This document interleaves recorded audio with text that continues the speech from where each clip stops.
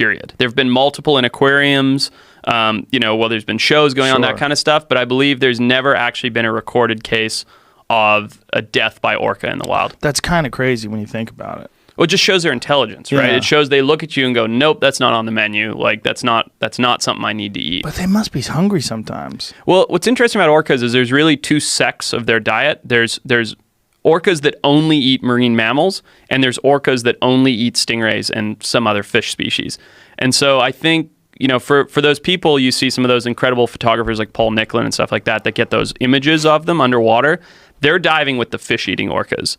I think a few people have been successfol in diving with the mammal-eating ones, but I feel like that's a dice roll. Proposition. Mm-hmm. Yeah, they might mistake you. Well, you're a mammal and you're a seal size, Jamie, who were we talking to about orcas and the population that lives in the Pacific Northwest, like around Seattle, that only eats the Chinook salmon? Remember we were having this conversation the other day with somebody? Phil Demers. Phil Demers? Was it Phil? I mean, there's a clip from... Probably, yeah. Okay. So that's a crazy situation, right? You have a population of orcas that only eats Chinook salmon, and then there's a decline in the population of Chinook salmon. So they're trying to figure out how to get them to eat seals. Right. And they won't do it. Right. They're the local population, but then they have these migratory populations that come in and do eat seals. Eat the seals, yeah. And they're like, hey, you assholes are starving to death. There's fucking food everywhere. Right. But they won't do it. They won't switch over. It's very strange, isn't it? And you got to wonder how much of that is learned behavior, right? How many parent orcas are passing down, this is the food. This is how you hunt salmon. This is what you eat. Right. Everything else is off the menu versus what's instinctual. Like, how did that one group of orcas learn to eat seals, whereas the other one is so dedicated to salmon? It's amazing. Well, it's amazing that they didn't adapt. Right, they're starving and they don't branch out. Right, or maybe they're just unsuccessful. Maybe they've never learned how to hunt seals, because it's definitely a different behavior to scooping up a fish. Right. So yeah, it is amazing. You'd think they would get to this kind of tipping point where they're like, "There's not enough to eat. We need to make a transition." And then are they unsuccessful in that transition because they can't figure out how to do it? Are they just not doing it? They just don't know about it? Who knows? It's a real bummer, man, when you hear that they're almost starving to death out there, and they're trying to actually bring Chinook salmon to them. Like woof. It's one of those things. It's like that whole kind of micro environment is a game of Jenga.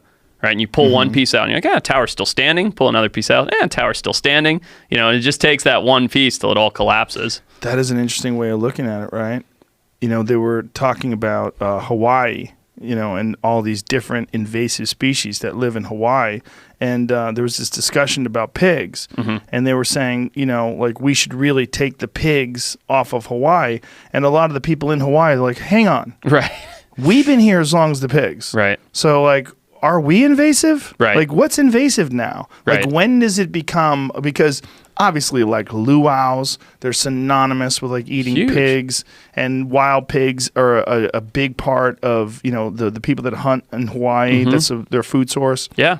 So they're like, well, but then you have a situation like Lanai, where I go every year. The axis deer? Yeah, which is terrible. Environmentally, it's a disaster. Right. Like, it's all wrong. There's 30,000 deer on this one island. That many? 30,000. They don't know, really. They're guessing. The estimate's between 20 and 30,000. Right. And there's 3,000 people. Yeah. And dude, you ain't never seen anything like it, because it's a little ass island. You drive around the whole thing in an hour. I mean, maybe a little bit more than that, but not much. Sure. It's a tiny fucking island. Right. And there's so many deer. Yeah.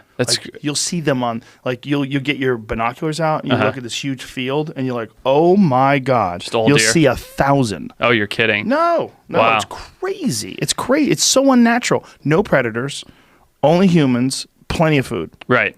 And they're just, populations exploded. Everywhere. Yeah. And they're damn delicious. Right. I have heard that before. For people who live there, it's amazing. Like, if you don't have to have much money to eat really well. Right. You get a rifle, you go out there, bang, you got a deer, and you could shoot as many as you want. Right. You could shoot 7 in a day and stockpile your freezer and have all your meat for the year. And they're that abundant? Like, if someone wanted to stockpile it? Yeah. The only thing that keeps me from killing a ton of them is that I use a bow and arrow, and it's really hard to do with a bow and arrow because they're so fast, and they evolved in Asia to get away from tigers. They're an Indian animal. Right. Right. So it's super fast. It's a tough argument because you're right. Like Hawaiian people, pig is culturally significant to them. You know, just like probably access deer is to the people of Lanai and has been for however long the deer have been there. But I guess it's like at what cost, right? Right. At what cost? If and I don't think this is the case, but if someone said, look, if I know these pigs are culturally significant to you, but if we leave them here, the whole island's ecosystem will collapse. There'll be no birds, no fish, no lizards, nothing. Is it worth it to have pigs? Right. Like it's delicate. The pigs in particular, right? Because they eat everything. They eat ground nesting birds. Yeah. They'll devastate everything that's in Everything. front of them. Roots. They'll fuck up every tree, everything that's coming up, all the sprouts. Everything. Yeah. They're super destructive. They're destructive here in California. Yeah. It's not isolated to Hawaii. Everywhere that we've brought pigs, they've done a lot of damage. But we're actually we were talking about this out here. We're gonna film something about hunting pigs at Tejon Ranch. Because Tejon Ranch, the place gets devastated. The agriculture gets devastated by these pigs. There's so many of them. Right. And they're all over. Northern California has a problem in San Jose. They're in people's yards. They're destroying shit because if you don't kill them, they just breed and breed and breed and breed and breed and breed, and then they just expand. Right. And they're dealing with them now, even in the northern part of the United States. Right. They're dealing with them in the Northeast. There was a New York Times article about it. See if you can find that.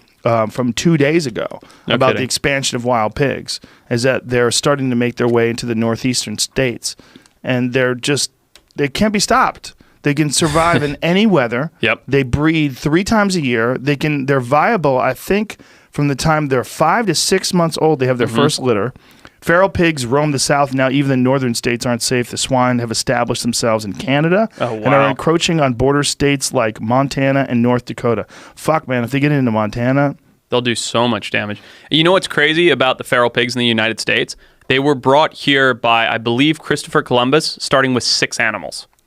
Whoa. So the entire 200 million or whatever it is across the U.S., I don't know the number, it was like 6 or 8 or 10 original pigs that were brought in by Christopher Columbus and dropped in Florida.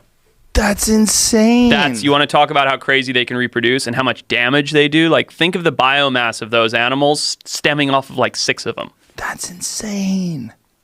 And they're so tough, you can put them on a boat and they'll make it across the ocean. Oh, yeah.